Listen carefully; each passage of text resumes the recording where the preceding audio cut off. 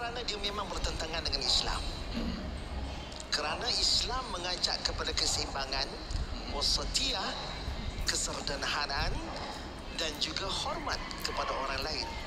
Kalau katakan kita terlalu fanatik kepada bangsa kita, di manakah kewujudan bangsa lain kita iktiraf? Di manakah kedudukannya? Hanya kerana kita nak kepada bangsa kita. Kemudian fanatik juga kadang-kadang boleh mengabaikan prinsip-prinsip yang mana menyebabkan kita bersikap lebih keras. Sebab dia tak rasional dah. Bila tak rasional, dia akan bersikap keras dan juga tidak tolerance. Sedangkan Islam mengajar kita supaya kalau bercakap pun lemah lembut. Sedangkan Nabi Musa diperintahkan bertemu dengan Firaun pun bercakap dengan bahasa yang lemah lembut. Apatah lagi dalam dakwah kita berkata-kata dengan mad'u kita. Kan? Itu Firaun tu yang mengaku Tuhan tu. Yang kedua, dia mengganggu keharmonian sosial. Sebab fanatik ini boleh mencetuskan ketegangan dan konflik. Jadi kepada Datuk Dr. Farid, secara umum kita pendakwa nak turun ke padang, nak berdakwah kepada mad'u kita. Dalam kita nak menyampaikan risalah Islam ni, Datuk, bagaimana dan apakah yang dianjurkan oleh fik dakwah masyarakat majmuk, Datuk? Silakan. Ya, terima kasih. Pertama sekali kita kena kuasai ilmu pengetahuan itu sendiri, termasuklah ilmu fiqh, kawaid fiqh dan sebagainya. Dan yang keduanya, mesti kita bermuamalah secara hikmah, secara bijaksana dengan mad'u kita.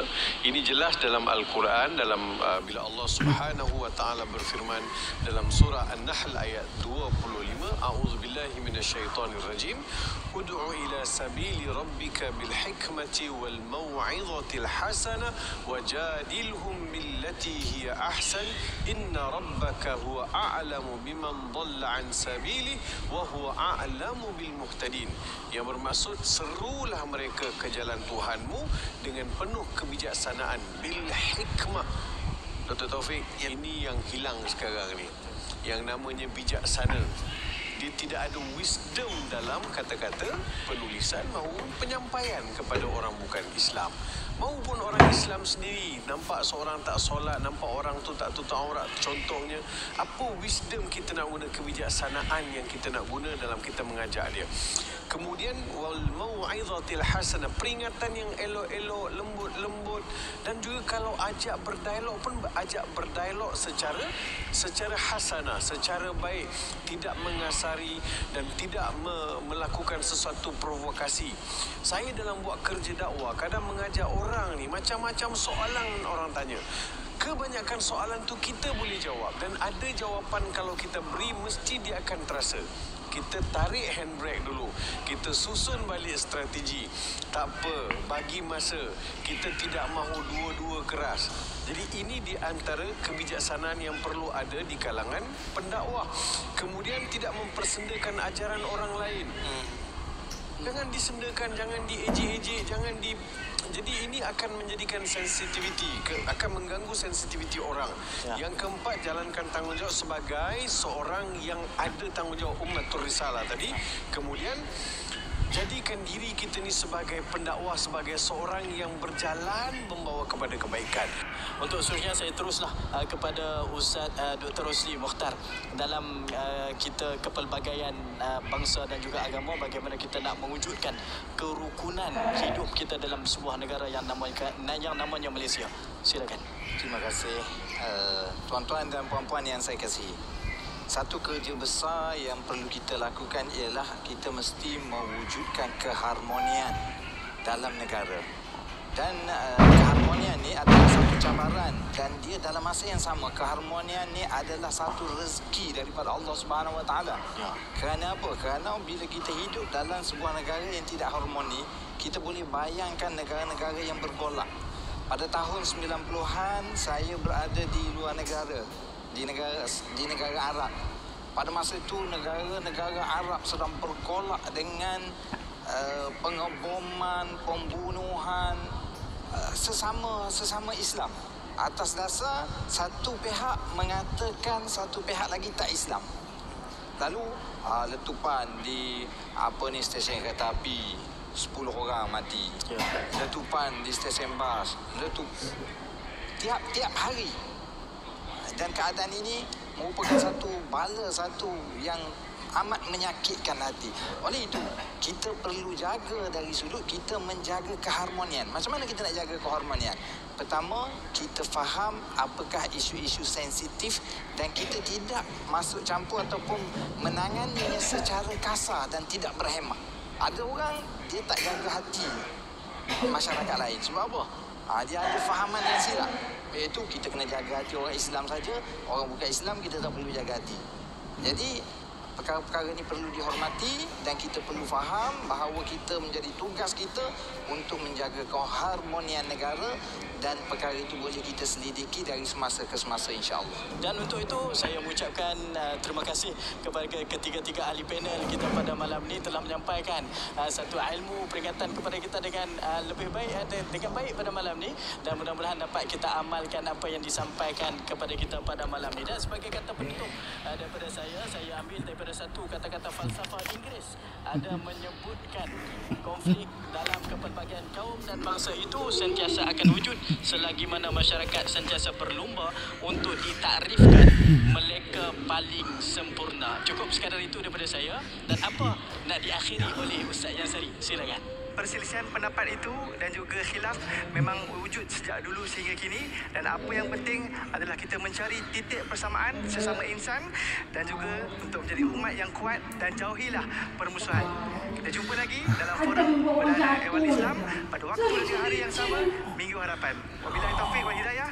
Assalamualaikum warahmatullahi wabarakatuh.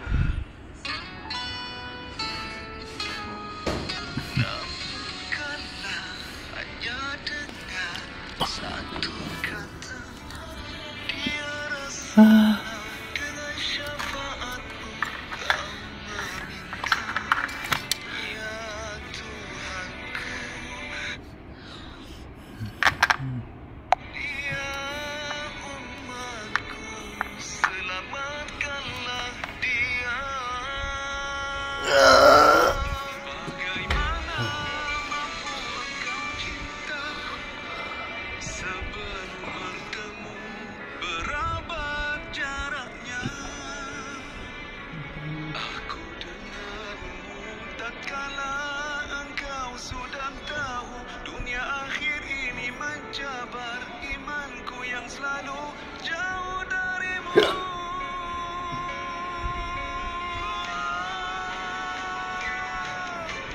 Jika nanti ada yang bertanya, katakanlah sesuatu, entah ya Rasul dia tahu. Pastikan hilang seluruh kesekan.